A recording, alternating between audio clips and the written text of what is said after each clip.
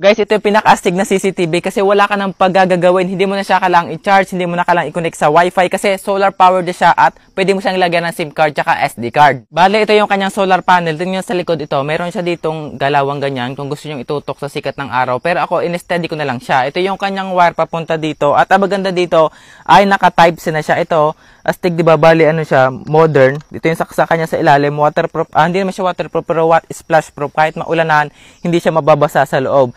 Tapos ito yung ating solar CCTV, ayan. Meron na rin siyang night vision tsaka motion sensor. Bale, dito namin siya ikinabit dito sa gilid ng aming bahay. Kumuha lang kami ng poste. Tapos yung kinuha naming poste ay yung ano din lang.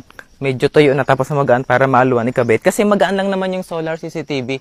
Hindi naman kailangan ng sobrang laking poste. Ayan o, pag naikabit yung ganyan, wala na, wala ka na paggagawin. Binuksan ko na rin itong solar CCTV nito para makita yung kanyang battery sa loob. Tapos pagbukas ko, ito yung nakita ko, mga lithium-ion batteries, 6 na pirasong battery nakapack. Bale, yung 6 na battery na 3.7 volts ay nakaparallel lahat. So pare-pareho lang silang 3.7 volts. Tapos meron na rin kasamang BMS para mas matagal masira. Hindi siya ma-over-discharge at hindi ma-overcharge. Tinest ko na rin yung capacity ng battery. Tapos pagkatapos mag-test, ay nakakuha ko dito ng 10 ampere hour. So natest ko na rin nga pala itong CCTV na to at kaya niyang umabot ang 24 hours, hindi talaga siya nalolobat. Ang maganda dito guys, bukod sa meron siyang night vision, meron na rin siyang motion sensor kahit na pag may nakita siyang tao na gumagalaw dito, susundan niya yan kasi nga meron siyang motor. Yung quality ng kanyang camera sa umaga naman ay malinaw na rin, full colored na rin naman talaga siya. Ang ginawa ko dito, naglagay na ako dito ng mga preset location para isang pindot ko lang lilipat na yung position ng camera, para hindi na siya manual. Inactivate ko na rin yung kanyang motion sensor para kapag nakadetect ng tao, automatic na siya lumilipat, sumusunod na yung camera. Yung kanyang night vision naman, pwede mo siyang i-automatic, pwede ring manual. Pero ang ginawa ko, in-automatic ko na siya para kapag madilim na gabi na, automatic na nabubuhay yung night vision. Hindi mo na siya bubuhayin pa. O diba, kitang-kita yung mga magnanakaw dyan na pagapang-gapang sa paligid ng bahay. Kaya sa lahat guys, sa mga CCTV na natry ko na, ito talaga yung pinakagusto ko. Kasi nga naman, wala ka nang babayadan sa kuryente kasi nga solar powered siya. At ang maganda pa niyan,